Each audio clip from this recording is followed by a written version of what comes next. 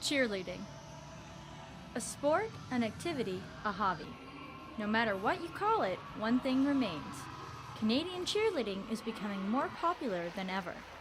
New Brunswick has 12 cheerleading clubs, half of which have been formed in the last 5 years. Fredericton has 11 teams alone. The University of New Brunswick has 2 cheerleading teams, each a different level. The team level indicates the difficulty of the stunts. Katie Davey has been cheerleading for 9 years. She's in her second year of university. She coaches and performs on the Level 6 team and also coaches for Infinity Cheer in Fredericton. So I think in Fredericton it was taking a while to kind of get roots, but now that it's gotten the roots, there's been leaps and bounds in how much the cheerleaders are improving, how the programs are growing, and just how they're doing in competitions. So it's obviously a really great step. Both UNB teams compete at the same competitions but are in different divisions. In cheerleading, teams practice and perform routines of 2 minutes and 30 seconds. Jumps, dance, tumbling,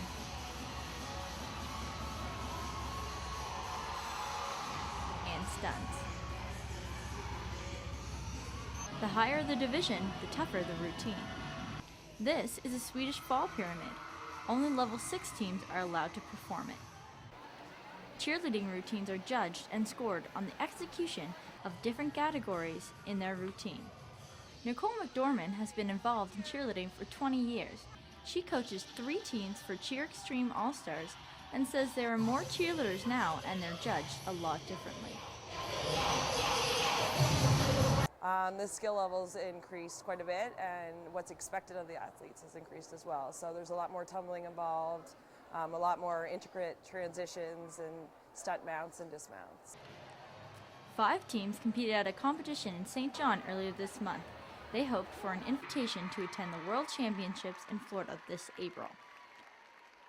Teams from Halifax and Quebec got the invitation, along with the PCT Cobras from Toronto.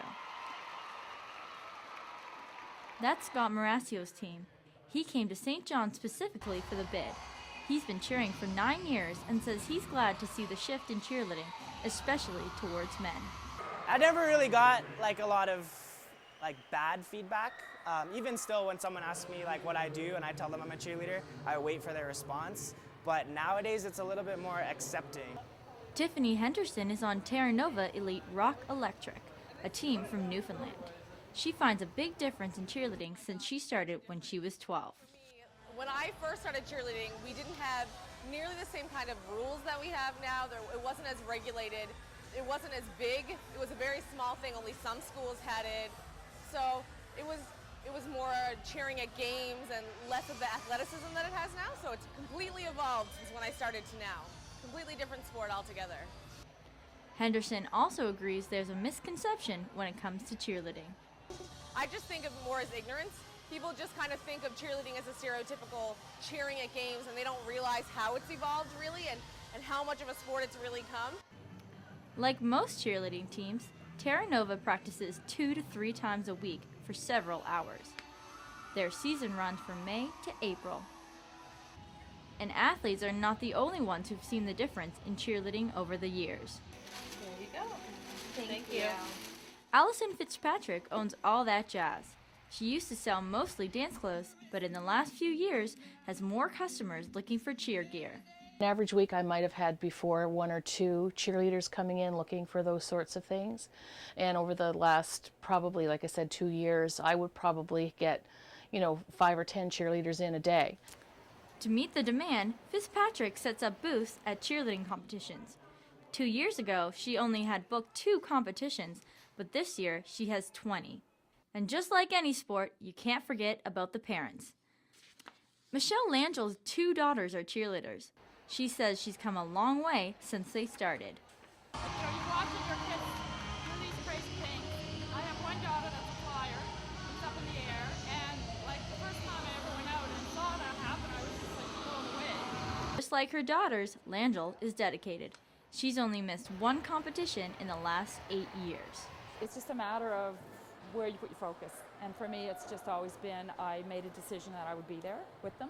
Cheerleading takes a lot of determination, skill, and commitment. And as with any sport, something just keeps bringing the athletes back year after year. I think it's the feeling that you get. You work so hard on something and you can't even describe it until you get out on the floor, and it's like just putting all these pieces together for this final performance, you know, and you get this adrenaline rush and the crowd is cheering, and I can't even put it into words.